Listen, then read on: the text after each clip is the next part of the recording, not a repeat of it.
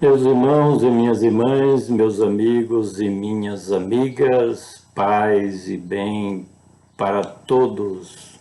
Agradecemos ao nosso Deus por mais uma oportunidade em que nós temos o privilégio de falar da palavra do Senhor.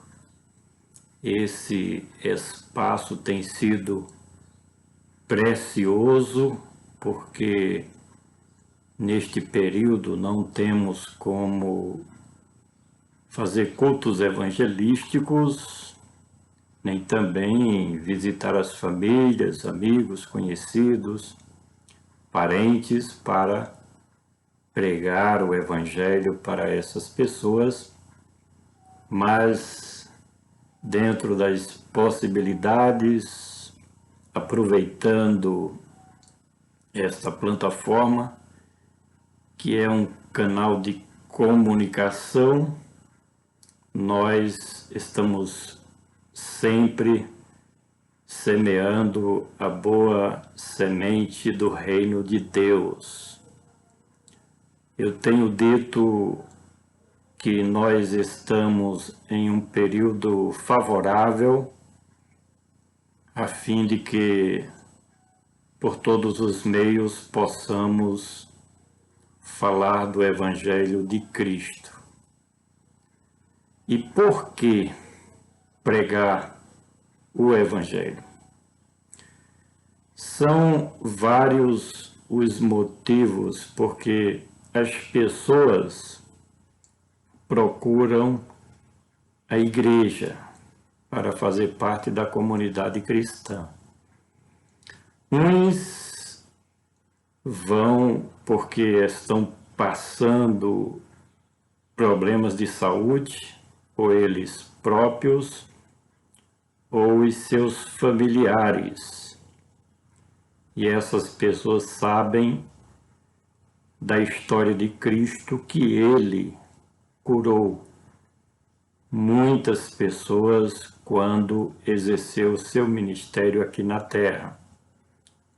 Então essas pessoas vão em busca de Cristo com o motivo receber a cura divina para si mesmo ou para alguém da sua família, do seu ciclo familiar. Outros procuram a igreja porque estão em dificuldades financeiras e a grande mídia, em vários canais, pregam a doutrina da prosperidade e as pessoas terminam sendo induzidas a procurar o Senhor Jesus como que para receber bênçãos materiais. Muitos ensinam essa doutrina da prosperidade e são muitos aqueles que vão para a igreja fazer parte da comunidade cristã, pensando justamente em levar vantagens financeiras. Mas eu destaco um terceiro motivo que é benéfico, que é positivo, que são efetivamente aquelas pessoas que procuram a igreja, que procuram a Cristo, porque ouviram o Evangelho.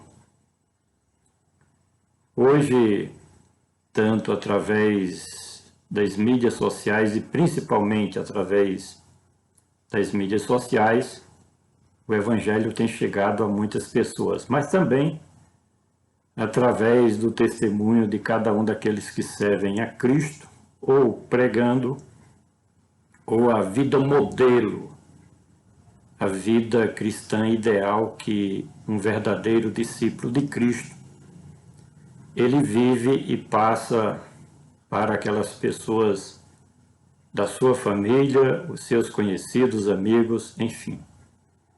Um verdadeiro discípulo de Cristo, ele é sal da terra e luz do mundo. Por isso que essas pessoas são alcançadas através do testemunho de um verdadeiro cristão ou da pregação do Evangelho. Esse é o ponto-chave, é o ponto ideal, porque devemos pregar o Evangelho. Trazendo aqui mais um versículo da palavra do nosso Deus para a nossa meditação. 1 Tessalonicenses, capítulo 2, e o versículo 14, onde o apóstolo Paulo escreveu o seguinte: porque vós, irmãos, haveis sido feitos imitadores das igrejas de Deus, que na Judeia estão em Jesus Cristo, porquanto também padecestes de vossos próprios concidadãos o mesmo que os judeus lhes fizeram a eles. Esse tratado, esse texto que Paulo escreve à igreja em Tessalônica, é mostrando o resultado das suas atividades evangelísticas naquela cidade e naquela região, com resultado positivo. É isso que acontece quando os evangelistas ordenados ou os evangelistas natos pregam o verdadeiro evangelho. Mas antes de entrar no comentário propriamente dito deste versículo, eu quero solicitar a você que se inscreva no nosso canal para que possamos levar a palavra de Deus ao seu coração, que é o nosso campo missionário. Você que está passando aqui no nosso canal, se deparou com essa publicação, se inscreva aqui no nosso canal e você vai ser abençoado com a palavra de Deus, porque é para isso que nós estamos aqui, pregar o Evangelho de nosso Senhor e Salvador Jesus Cristo. Dê o seu like, deixe o seu comentário, compartilhe as nossas matérias para que eu e você juntos possamos alcançar mais vidas com o Evangelho de Cristo, e ative o sininho para receber novas notificações dos nossos comentários e pregações que publicamos aqui no nosso canal. Meus amigos e minhas amigas, meus irmãos e minhas irmãs que estão nos acompanhando, eu fico refletindo nesta mensagem bíblica, porque antes de trazermos o nosso comentário, nós ficamos lendo e refletindo sobre o que está escrito, o texto, cada palavra, cada frase que nós encontramos dentro do versículo bíblico. E nós aprendemos mais uma lição importante com o apóstolo dos gentios, ele que se esforçava ao máximo para produzir vidas para o reino de Deus. As suas atividades evangelísticas, sempre pregando o Evangelho e falando de Cristo, porque a sua chamada era multiplicar o rebanho de Cristo no mundo gentílico. Assim como os apóstolos, eles no começo da igreja primitiva, concentraram as suas atividades na Judéia, em Israel e na Palestina, Deus chamou a Paulo para ser o apóstolo dos gentios e ele cumpriu muito bem a sua missão em levar as boas novas do Evangelho além dos limites geográficos.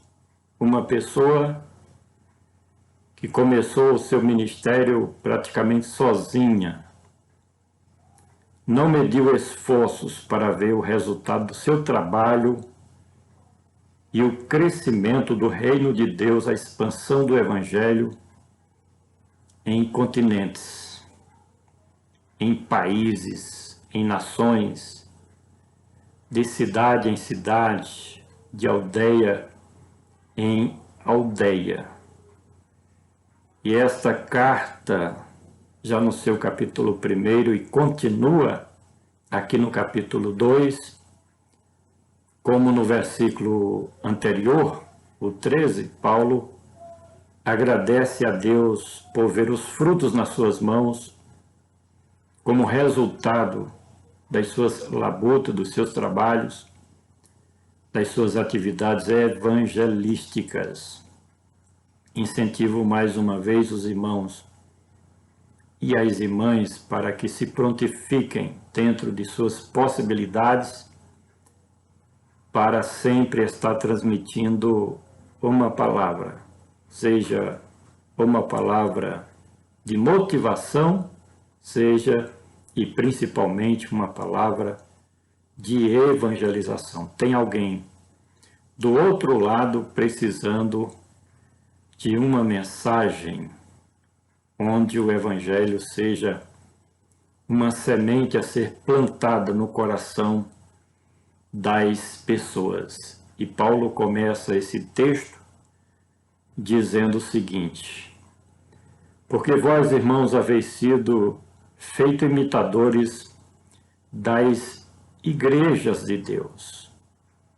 Olha, irmãos, eu digo sempre que as doutrinas, elas santificam os ensinamentos transmitidos pelas lideranças locais, um trabalho importantíssimo dos pastores, que é a doutrina para a igreja, o ensinamento doutrinário para a igreja. É muito importante porque santifica. A palavra, a doutrina santifica a igreja.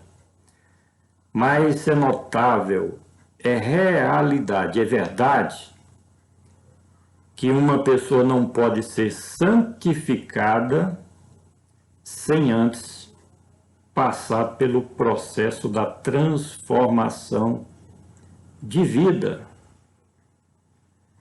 De forma que o Evangelho tem a sua potencialidade e eficácia justamente nessa transformação de vida. A poderosa mensagem do Evangelho produz um novo nascimento. Aquela mensagem que se diz e que se fala em uma nova criatura. Isso só é possível quando o pecador escuta a mensagem do Evangelho, que é diferente da doutrina. O Evangelho, ele tem na sua essência a mensagem para a mudança de vida. Ele traz consigo conteúdo em que recomenda a necessidade do pecador se arrepender dos seus pecados. Imagine um ser humano, desde a mais tenra idade, vai crescendo, e quantos pecados, iniquidades, quantas transgressões quantos erros, quantas falhas ele pratica durante a sua vida. E este evangelho, o qual Jesus mandou pregar a toda criatura, ele alcança esse mais vil pecador e lhe mostra a sua condição deplorável, miserável, da necessidade dele verdadeiramente ser regenerado. Deus criou o homem à sua imagem e semelhança, e nesse princípio da criação do homem, ele era parecido com Deus, ele tinha raízes na sua origem, que era o próprio Deus, quando diz imagem e semelhança do seu Criador. Mas a prática do pecado desde Adão, passando por toda a história da humanidade, maculou, contaminou toda a raça humana. Por isso, a necessidade do Evangelho para que as pessoas possam ser regeneradas. Quando alguém escuta o Evangelho e nasce de novo, começa uma transformação segundo a imagem de Cristo. É isso que nós aprendemos no Evangelho. E Paulo falava para a igreja em Tessalônica da sua felicidade por ver que os irmãos estavam seguindo o modelo da igreja real, a igreja verdadeira que buscava o reino de Deus em primeiro lugar, mesmo enfrentando as suas dificuldades. Porque quando alguém que é do mundão, um pecador, que vive conforme os padrões do mundo, se converte, aí começa uma outra batalha. É que o mundo todo se vira contra ele. Pessoas da sua própria família, do seu convívio, se vira contra ele. Porque a Bíblia diz que não há comunhão da luz com as trevas. E Paulo via na igreja de Tessalônica esse modelo ideal. Uma igreja que verdadeiramente foi transformada pelo Evangelho e passou a ser uma igreja padrão, não só na cidade de Tessalônica, mas em toda a Macedônia, Acaia e por toda aquela grande região. E ele diz o seguinte a respeito do testemunho dos irmãos da igreja de Tessalônica. Porque vós, irmãos, haveis sido feitos imitadores das igrejas de Deus, que na Judéia estão em Cristo Jesus. Paremos aqui para refletir sobre o valor que a igreja implantada por Cristo, ela tinha como sendo exemplo e espelho para todo mundo. Aquelas pessoas que foram evangelizadas pelo próprio Senhor Jesus, porque quem lê os evangelhos logo percebe e aprende que o Senhor Jesus, a partir do momento que ele colocou seu pé na estrada ministerial em cumprir a sua missão como sendo o Messias de Deus, não parava dia e noite pregando o evangelho do reino de Deus.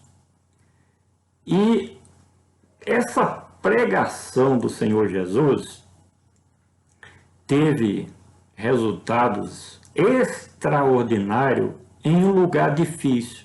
Sabe por quê? Porque os judeus eram, na época, o povo mais religioso, sempre foi o povo mais voltado para a sua religião, que era o judaísmo. E não era nada fácil arrancar um judeu da sua religião, fazendo com que ele mudasse de vida, de padrão de vida.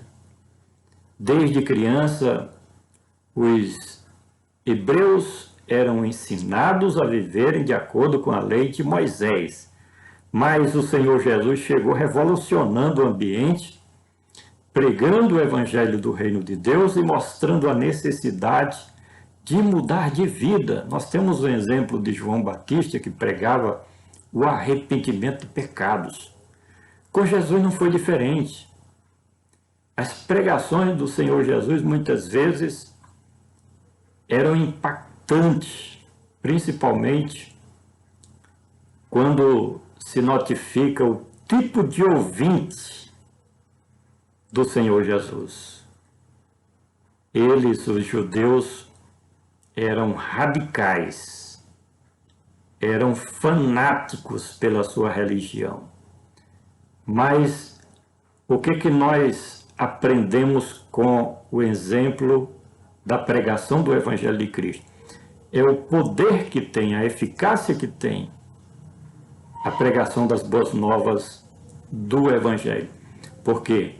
Porque alcançou muitas vidas. Depois, a igreja foi crescendo no mundo gentílico e, através de Paulo, se expandiu por várias partes do mundo. Mas ela teve, a Igreja de Cristo, o seu princípio, o seu começo, onde? Justamente entre os judeus, na Judéia, Galileia, Samaria, enfim, em Israel. E Paulo, ele percebia que a mesma fidelidade que houve na igreja formada pelo Senhor Jesus e que teve a sua continuidade com os apóstolos do Senhor Jesus em Jerusalém, em Israel, na Palestina, essa mesma fidelidade podia ser vista na igreja de Cristo em Tessalônica, porque o evangelho pregado por Paulo não era diferente do evangelho pregado pelo Senhor Jesus.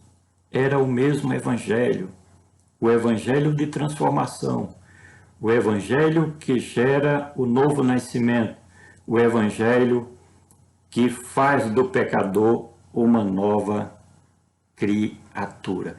E ele diz mais: porque vós, irmãos, haveis sido feitos imitadores das igrejas de Deus que na Judéia estão em Cristo Jesus. Veja bem o que acontecia em Tessalônica. Porque também padeceste de vossos próprios concidadãos. Naquela época, não era nada fácil alguém se converter e fazer parte do cristianismo.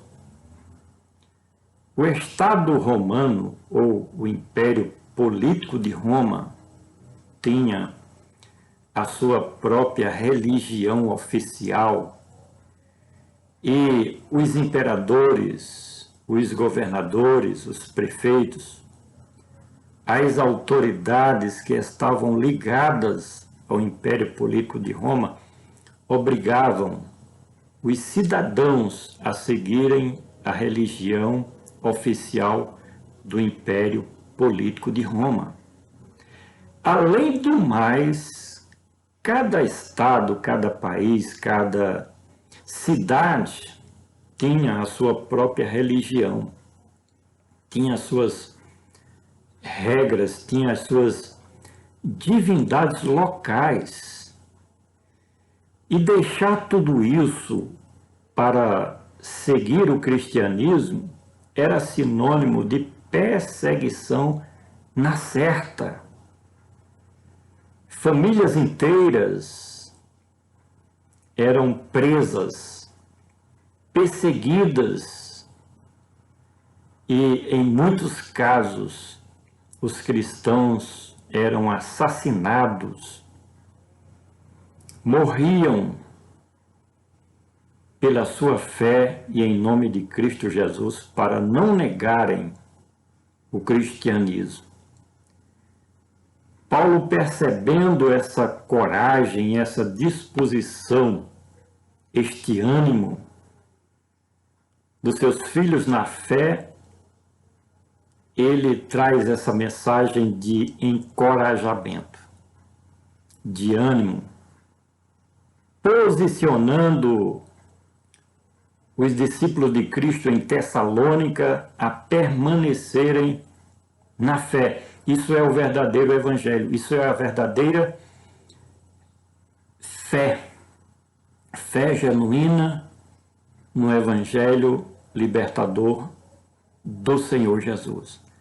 E ele mostra o exemplo do que aconteceu com a Igreja de Cristo na Judéia, quando finaliza dizendo: olha, o mesmo que os judeus lhes fizeram a eles, aos irmãos que se converteram no país de Israel. E o que aconteceu? Muita perseguição.